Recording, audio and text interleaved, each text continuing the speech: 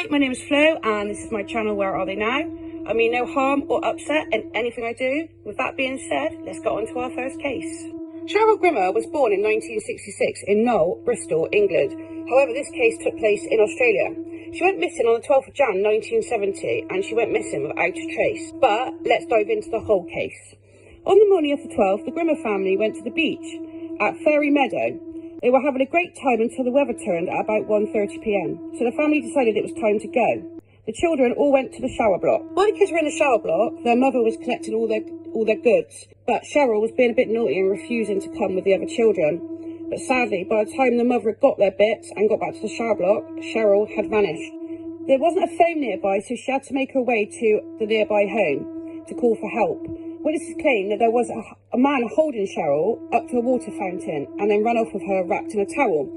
However, these claims were strongly denied as her brother had actually picked her up and held her up to the water fountain. The witness had got herself confused and it actually wasn't a stranger running away with her, it was her brother lifting her up to the water fountain in a towel. She was, so to say, last seen in a white car, but I couldn't find anything else about that. But another car does come up in this disappearance. This started a massive search and the theory was she could have been hiding, she fell asleep, or maybe she wandered into the ocean and was taken away by currents, or had she been kidnapped? So after a day of searching, this was later dismissed and police started pursuing relevant leads.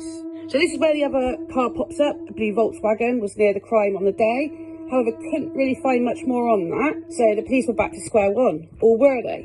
They found a note demanding £10,000. Stage was dropped for the money, but whoever it was never collected. The police had three main suspects in mind. However, they couldn't be identified as the gent seen in 1971. However, then a teenager aged 17 confessed to abducting and torturing a little girl. A man gave an overview of what happened, describing a cattle grid, a truck, a small creek near the murder. The 17-year-old took the police to where the body had been buried. However, at this time, it had been developed on. So interviewing the people who had developed on the place, it was said there was never a cattle grid there at the time of the murder. So it was said to be a false confession. So many people do this for many reasons. It was said there was a teenager hanging around in the shower block at the time of the disappearance. Police have asked this person to come forward, but sadly, he hasn't. And also, he would be 60 years of age by now. Side note for you to finish this case off. In 2008, a lady came forward believing she might actually be Cheryl. A swab was taken, however, it didn't match. So I hope the person finds what she's looking for.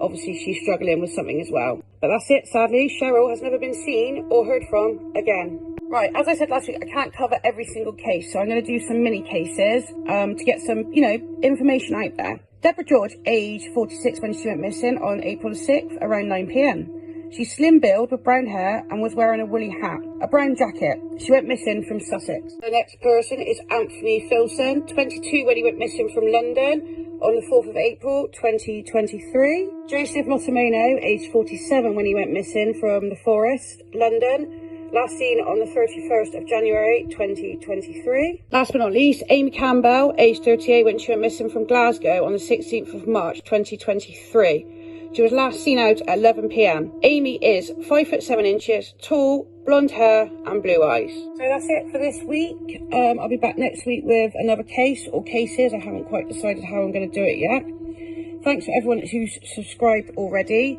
Please, please, please be kind. And if you like the content, please subscribe. Also, pass it on to your friends. Thank you. Bye.